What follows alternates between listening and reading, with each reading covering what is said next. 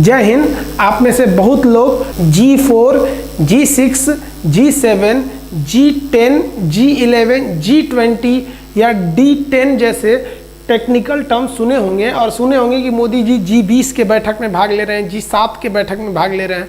अभी ट्रंप ने कहा है कि हमें G7 को बढ़ाना है। तो इस सब में हम आज आपको टोटल कंप्लीट अंतर बता देते हैं और ये समझा देते हैं कि इससे भारत को क्या फ़ायदा मिलेगा और चाइना की हुआई कंपनी क्यों इसमें इतना ज़्यादा दिलचस्पी दिखा रही है, और अलग से भी बताएंगे कि 5G और 4G टेक्नोलॉजी में अंतर क्या है। तो शुरुआत करते हैं हम लोग G4 से। देखिए G4 जो है ना, group of 4, G is stand for group. ये 4 देशों का एक संगठन है जिसकी स्थापना 2005 में की गई थी। इस ग्रुप का मुख्य उद्देश्य यही है कि यूएन जो सिक्योरिटी काउंसिल है, जो सुरक्षा परिषद है संयुक्त राष्ट्र संघ का, उसमें परमानेंट काउंसिल में सिक्योरिटी काउंसिल में परमानेंट सीट कैसे प्राप्त किया जाए। सिक्योरिटी काउंसिल में केवल 5 देशों को परमानेंट सीट है। आप मैप के हिसाब से देखिएगा कि वो 5 देश कौन कौन से हैं, तो आपको आराम से समझ में आ जाएगा। इधर से आपका यूएसए हो जाएगा, 5 देश में यूएसए, और यूरोप में से 2 ठो के लीजिए, यहाँ पे ब्रिटेन और यहाँ पे फ्रांस। तो ऊपर में ब्रिटेन और इधर में फ्रांस, इधर 2 ठो को ले लीजिए, रसिया और चाइना। टोटल हो गए से कितने, 5, एक उधर, 2 बीच में, 2 इस साइड, यूएसए, ब्रिटेन, फ्रांस, रूस, चाइना। इन्हीं के पास परमानेंट सीट है और इन्हें किसी भी प्रस्ताव को रोकने की एक शक्ति है जिसे कहते हैं वीटो पावर। अब ये 1945 में जब यूएन बना था तो इन्हीं 5 लोगों के पास था। अब इंडिया और 4 देशों के ग्रुप ने ये डिसाइड किया कि भैया केवल इन्हीं 5 के पास नहीं रहेगा, अब हम 4 को भी चाहिए। अब वो 4 कौन कौन से हैं उसके बारे में समझिए। उन्हीं के ग्रुप को हम क्या कहते हैं, G4, जिसमें एक है आपका इंडिया। इंडिया कहता है कि भैया हमको भी चाहिए सिक्योरिटी काउंसिल में परमानेंट सीट। इधर में है जापान, इंडिया के बाद इधर हो गया जापान। अब यूरोप में देखेंगे तो यूरोप में है आपका जर्मनी। जर्मनी कहता है कि हमको भी परमानेंट सीट चाहिए सिक्योरिटी काउंसिल में। अब यहाँ पर आपका ब्राज़ील है, ब्राज़ील भी कहता है कि भैया हमको भी चाहिए। तो ये 4 जो देश हैं, इन देशों का एक ही मांग है कि हमको अस्थायी सदस्यता चाहिए सिक्योरिटी काउंसिल में। कौन कौन से हो जाएंगे, तो इस साइड में देखेंगे इंडिया और जापान, यूरोप में जर्मनी और इधर में ब्राज़ील। इन्हें हम बोलते हैं G4। आप समझ गए होंगे G4। अब हम समझते हैं नेक्स्ट G6 के बारे में। ध्यान से समझिए, G6 की स्थापना जो की गई थी 1975 में की गई थी। ये G6 कैसे देशों का संगठन है, तो ये ग्रुप में याद रखिएगा 2 चीज़।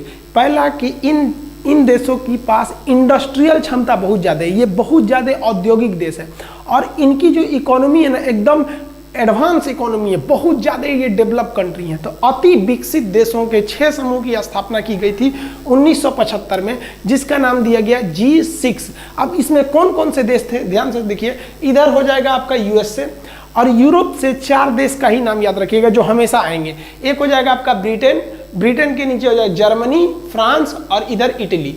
ये 4 देश यूरोप में हमेशा याद रखिएगा। याद करने का तरीका भी है, आप इन्हीं 4 के बारे में ज़्यादा पढ़े होंगे। ब्रिटेन की महारानी विक्टोरिया पढ़े होंगे, जर्मनी का हिटलर पढ़े होंगे, फ्रांस का नेपोलियन पढ़े होंगे, इटली का डोमिटो मुसोलिनी पढ़े होंगे। ये बड़े बड़े लीडर थे इटली के। हालांकि इटली में तो बहुत सारे लीडर हुए हैं, लेकिन यही 2 लोग, यही मुसोलिनी काफ़ी फेमस है। इटली से ही हम लोग सोनिया गांधी का भी आयात किए हैं और सानिया मिर्जा का तो निर्यात किए हैं हम लोग पाकिस्तान में, वो अलग टॉपिक है। तो ये इधर हो गया आपका 4 और एक ये 5, और इस साइड में ले लिया गया था जापान को। तो कितने हो गए, 6। कितने हो गए, 6। अभी हम 6 याद करा देंगे। अभी आगे समझिए, इन 6 के बाद इसमें कनाडा को शामिल कर दिया गया। तो बताइए, जब G6 में 6 थे, आप कनाडा को शामिल कर दीजिएगा तो G6 क्या बन जाएगा, G7 बन जाएगा। कनाडा भी बहुत डेवलप कंट्री है, उसकी भी इकोनॉमी बहुत तेजी से बढ़ती है। तो वो G6 क्या बन गया, G7 बन गया कनाडा को लेने के बाद। तो यहाँ कनाडा शामिल हो गया। अब कालांतर में इसी में रूस को भी शामिल कर दिया गया। रूस को शामिल किया गया तो ये G6 से तो 7 बना ही था, अब क्या बन गया, G8। किसके शामिल करने के बाद, तो रसिया के सामने शामिल करने के बाद ये बन गया G8। लेकिन 2014 में रसिया ने क्रीमिया, यूक्रेन का एक राज्य है क्रीमिया पर आक्रमण करके उसे वापस ले लिया। ये क्रीमिया संकट अलग है, हालांकि क्रीमिया रूस का ही था जो बाद में उसने यूक्रेन को दिया था, तो यूक्रेन से उसने वापस ले लिया। इस वजह से G8 में तो आप देखेंगे यूरोप वालों का ज़्यादा दबदबा है, और कनाडा और यूएस से इनकी भी विचारधारा यूरोप के लोग की तरह है। ये सब लोग मिलकर वापस हटा दिए किसको, रसिया को इसमें से निकाल दिए। तो G8 वापस क्या बन गया, G7, जो आज भी किस रूप में है, G7 के रूप में ही है।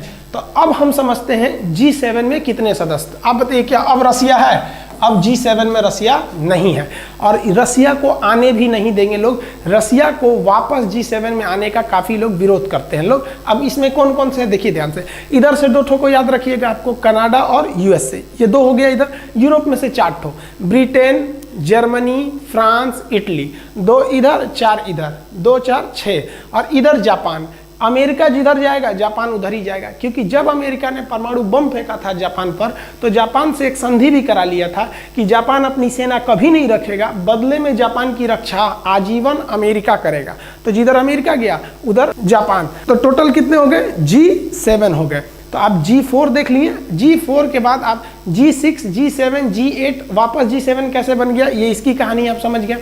अब हाल में डोनाल्ड ट्रंप ने कहा है कि हमें G7 को और एक्सपेंड करना चाहिए और बढ़ाना चाहिए। तो अब हम लोग देखते हैं कि कैसे G10 बनेगा या G11 बनेगा।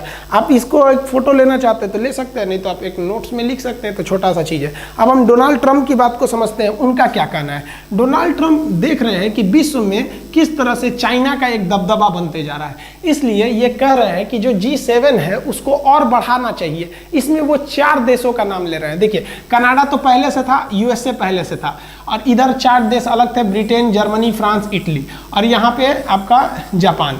ये 4 देश किसको किसको बढ़ाने के लिए कह रहे हैं। तो जब G7 है और इसमें आप 4 और जोड़िएगा तो ये क्या बन जाएगा, G11 बन जाएगा। तो ये डोनाल्ड ट्रंप G11 बनाना चाह रहे हैं, किसको किसको जोड़कर। तो एक यहाँ से वो इंडिया जोड़ लेंगे, और यहाँ से वो कह रहे हैं साउथ कोरिया को जोड़ने से, तो इंडिया और साउथ कोरिया, और कह रहे हैं कि रसिया को भी जोड़ लीजिए और ऑस्ट्रेलिया को भी। तो 7 पहले से था, 4 और जोड़ लेंगे तो कितना हो जाएगा, G11 हो जाएगा। तो G11 में कितने को जोड़ने की बात की जा रही है, 4 एक्स्ट्रा की। अब किसी को भी इंडिया के जुड़ने पर कोई आपत्ति नहीं है, और ना ही साउथ कोरिया के जुड़ने पर, और ना ही ऑस्ट्रेलिया के जुड़ने पर। इनको सबसे ज़्यादा यूरोप वालों को आपत्ति है रसिया से जुड़ने पर। यूरोप वालों का कहना है कि भैया रसिया को हम जुड़ने नहीं देंगे, क्योंकि रसिया ने हमला करके यूरोप का क्रीमिया हड़प लिया, हम इसको जुड़ने नहीं देंगे। दूसरा, यूरोप के लोग ये भी आरोप लगाते हैं कि रूस जो है इन पर साइबर अटैक करते रहता है, और कनाडा भी कहता है कि भैया ये जासूसी बहुत ज़्यादा करते हैं, हम इनको अपने ग्रुप में नहीं रखेंगे, क्योंकि यदि इनको हम अपने ग्रुप में रख लेते हैं तो हम इन पर किसी भी प्रकार का प्रतिबंध नहीं लगा पाएंगे, बल्कि उल्टा छूट देंगे। तो ये उस छूट का फायदा उठाकर और जासूसी करने लगेंगे। इससे इंडिया को थोड़ा सा लॉस होगा। क्यों, अगर G7 से G11 बनता तो उसमें इंडिया भी है और रसिया भी है। तो अभी रसिया आने वाला नहीं है, दूर दूर तक उम्मीद नहीं है। तो अकेले किसको जाना पड़ेगा, इंडिया को जाना पड़ेगा। तो जो G7 है, तो G7 क्या बन जाएगा, G10 बन जाएगा। रसिया शामिल नहीं हो पाएगा तो क्या बन जाएगा, G10। अगर रसिया शामिल रहता तो इंडिया की जैसी फॉरेन पॉलिसी है रसिया की भी वैसी ही रह जाएगी। अब अगर भारत अकेले G10 में शामिल होता है और ये लोग रसिया पे कोई प्रतिबंध लगाते हैं तो भारत के सामने मजबूरी हो जाएगी, या तो G10 से हटिए या तो रूस पे प्रतिबंध झेलिए। तो ये अभी एक आगे का सिनेरियो क्या होगा इसकी कोई गारंटी नहीं है। लेकिन अगले साल जो 2021 में G7 की जो बैठक होगी वो ब्रिटेन में होगी, जो 2020 में इस साल जो बैठक होगी वो अमेरिका में होगी, और अगले साल जो बैठक होगी वो ब्रिटेन में होगी। ब्रिटेन में ऐसा माना जा रहा है कि अगले साल के बैठक में G7 जो है वो G10 का रूप ले लेगा, जिसमें अलग से जो 3 देश होंगे वो इंडिया, दक्षिण कोरिया और ऑस्ट्रेलिया भी शामिल हो जाएंगे। अब D10 क्या है, D मतलब होता है डेमोक्रेटिव, मतलब जहां चुनाव होता है डेमोक्रेटिव। इंग्लैंड के प्रधानमंत्री ने कहा है कि हमको एक अलग ग्रुप बनाना चाहिए जिसका नाम होना चाहिए D10। तो D10 कुछ अलग नहीं है, समझिए D10 क्या है। G7 को एक्सपेंड करके 2021 में G10 का रूप दे दिया जाएगा। जो ब्रिटेन के प्रधानमंत्री हैं वो कह रहे हैं कि इसी G10 के देशों का एक अलग से समूह बना देंगे जिसका नाम रहेगा D10, डेमोक्रेटिक 10। जब हम G10 की बैठक करेंगे तो उसमें हम बात करेंगे कि हमारा विकास कैसे होगा, अर्थव्यवस्था कैसे चलेगी। लेकिन जब डेमोक्रेटिक 10 की बैठक करेंगे यानी D10 की बैठक करेंगे तो ये डिसाइड करेंगे कि चाइना को कैसे आगे बढ़ने से रोकना है, स्पेशली चाइना की 5G टेक्नोलॉजी को रोकने के लिए। तो खुल के तो कहेंगे नहीं कि हमको चाइना को रोकना है, लेकिन ये जो G10 है आप उसी का एक दूसरा अवतार कह सकते हैं D10। इसमें मेनली चाइना को रोकना है और स्पेशली 5G टेक्नोलॉजी को लिए रोकना है। अब ये 5G टेक्नोलॉजी क्या है, इस पर इतना घमासान क्यों है? देखिए 5G जो टेक्नोलॉजी होगी वो हम मानव की सबसे बड़ी खोज होगी। अब आप इतना सोचिए, मानव ने क्या नहीं खोजा, लेकिन सबसे बड़ी खोज होगी 5G टेक्नोलॉजी। 5G टेक्नोलॉजी काफ़ी महंगी होगी, एक्सपेंसिव होगी। उसके टावर 4G और 3G के टावर से अलग होंगे। 4G, 2G, 3G, 5G, 2G spectrum, 3G spectrum क्या होता है इस पर हम एक सेपरेट वीडियो बनाएंगे। लेकिन यहाँ समझिए ये 5G का टावर है, काफ़ी कॉस्टली टावर होता है और ये हर 100 मीटर की दूरी पर लगाना पड़ेगा। 100 मीटर की दूरी पर, ऐसा नहीं 4G की तरह एक टांग दिए हो रहा है यहाँ, 100 मीटर की दूरी पर लगाना पड़ेगा और काफ़ी कॉस्टली आते हैं इसके मशीन वगैरह। इतना ज़्यादा होगा कि हर मानव पर नज़र रख सकते हैं 1-1 इंच अगर 5G टेक्नोलॉजी आ गया तो। अब ये 5G टेक्नोलॉजी जो है वो दुनिया में केवल 3 कंपनी बना रही हैं, नोकिया, इरिक्सन। नोकिया भी बनाती है, दूसरी इरिक्सन कंपनी बनाती है। ये दोनों यूरोपीय कंपनी जो है काफ़ी महंगे प्रोडक्ट्स बनाते हैं। इनके जो टावर के जो लगने, मान लीजिए इंडिया में खंभा बना सकते हैं आप, जो उसके इक्विपमेंट है, मशीनें हैं, वो आप या तो आप खरीदिए नोकिया से या खरीदिए इरिक्सन से, नहीं तो सस्ता खरीदना है तो हुआई से खरीदिए। अब हुआवे जो कंपनी है वो चाइना की है और ये चाइना की हुआवे कंपनी 5G टेक्नोलॉजी में अभी नोकिया से भी आगे है, इरिक्सन से भी आगे है और उनसे काफ़ी सस्ता भी है। तो पूरी दुनिया किसके पीछे भाग रही है? हुआवे के पीछे। अब 5G की समस्या क्या है? 5G इतना एक्यूरेट डाटा रखता है किसी भी चीज़ का। जैसे मान लीजिए कि मेरा ये मोबाइल है, ये मोबाइल अभी 4G है, अगर हम ये तो 5G सपोर्ट ही नहीं करेगा। जब 5G आ जाएगा तो हम इस मोबाइल को अगर इतना भी हिला दिए ना तो 5G के मदद से हम ये पता कर सकते हैं कि किस डायरेक्शन में कितना सेंटीमीटर ये मोबाइल घसका हुआ है, कितना ऊंचा है, A to Z बता सकते हैं। अब आप ऐसे बताइए कि 5G टेक्नोलॉजी इतना आगे है कि 5G टेक्नोलॉजी से अगर आप अपनी कार में 5G लगा दीजिएगा और कह दीजिएगा कि हमको स्टेशन छोड़ दो, तो स्टेशन छोड़ देगा बिना ड्राइवर का। आगे कौन है पता कर लेगा, किधर से मुड़ना है, दाहिने मुड़ना है, बगल में कुत्ता आ गया कि कोई दूसरी गाड़ी आ गई, हर चीज़ अपने से कर लेगा। डॉक्टर घर बैठे ऑपरेशन कर देगा मरीज का, मशीन लगा देगा, मशीन में 5G सिस्टम लगा देगा, यहीं से वो हाथ घुमाएगा कैसे कैसे वहाँ उसका ऑपरेशन कर देगा। ये मानव जाति का सबसे बड़ा आविष्कार होगा 5G, जिसमें चीन की हुआवे कंपनी सबसे आगे है। लेकिन इस 5G के द्वारा अगर आप किसी की जासूसी करना चाहते हैं तो एकदम आराम से जासूसी कर सकते हैं। वो कहाँ है, कितने फ्लोर पर बैठा है, सड़क पर कितनी दूरी पर है, किस खंभे को पार कर गया, मतलब उसके 1-1 इंच की आप निगरानी रख सकते हैं।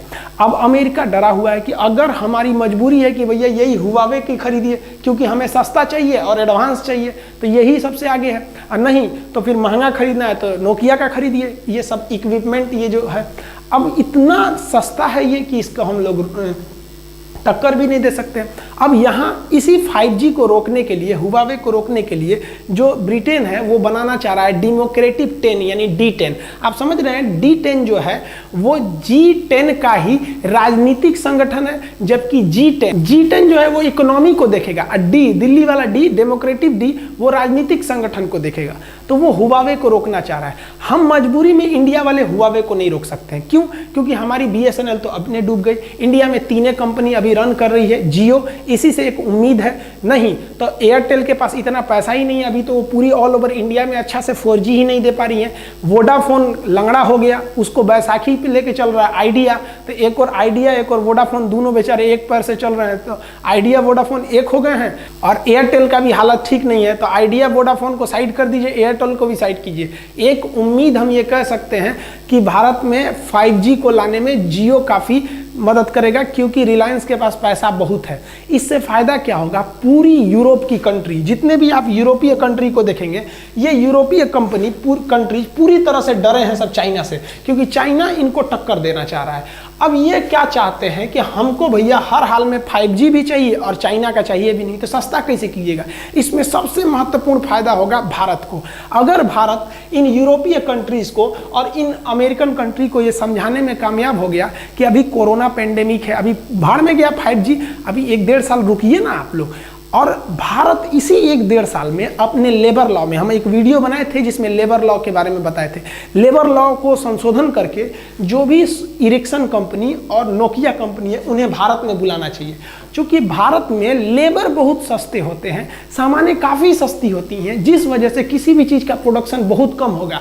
और आप विश्वास कीजिए कि अगर इरिक्सन या फिर नोकिया अपना जो 5G बनाने वाली मशीनें, केबल, टावर, एपी मोड, ये सब बनाने के लिए जो प्लांट यूरोप में डाली हैं, अगर वही प्लांट अगर वो इंडिया में डाल देती हैं तो उनका जो सामान है वो चाइना के हुआवे कंपनी के सामान के बराबर हो जाएगा। इस वजह से चाइना की कमर टूट जाएगी। तो भारत सरकार को भी नींद से जगना चाहिए और उसको ये कहना चाहिए कि भैया 5G टेक्नोलॉजी का जो प्रोडक्शन सेंटर है आप इंडिया के बेंगलोर में खोलिए, क्योंकि बेंगलोर में पहले से IT कंपनी है, सिलिकॉन वैली बोला जाता है बेंगलोर को। और अगर एक बार ये प्लांट यहाँ आ गए तो विश्वास मानिए 2021 के लास्ट तक पूरी दुनिया में, हम पूरे ग्लोब की बात कर रहे हैं, इस पूरी दुनिया में अगर किसी को भी 5G की जरूरत होगी तो वो इंडिया से ही एक्सपोर्ट करेगा, यहीं से वो मंगाना पड़ेगा, इंडिया को ही भेजेगा। और भारत को भी बहुत ज़्यादा इससे रेवेन्यू मिलेगी, वो कंपनी अपना प्रोडक्शन से जो प्रॉफिट होगा वो ले जाएंगी, भारत सरकार को टैक्स मिलेगा, रोजगार मिलेगा। तो हम तो ये भारत सरकार से भी कहना चाहेंगे कि वो इस पर विशेष ध्यान दे।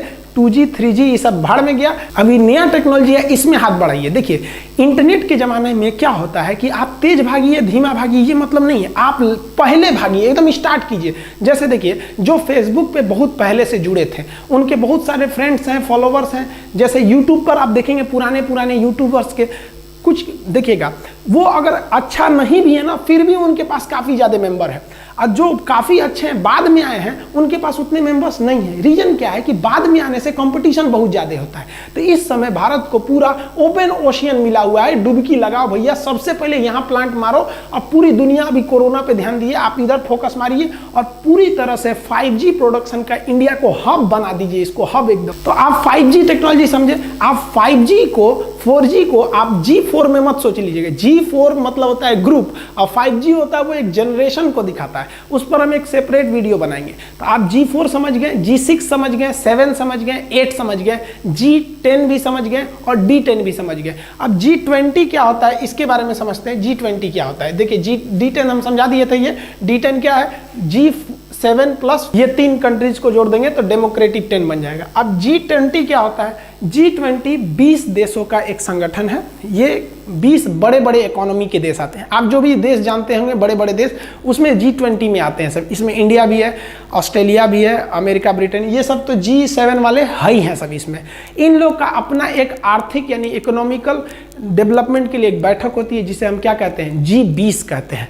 देखिए ये जो G4 है, G6, G7, G8, G10, G20, D10 ये एक राजनीतिक संगठन है, जबकि 2G 3G 4G 5G LTE ये सब एक टेक्नोलॉजी है। हम आपको इस वीडियो में इन सब के बारे में समझा दिए, अब हम नेक्स्ट वीडियो में कभी इसके बारे में समझा देंगे।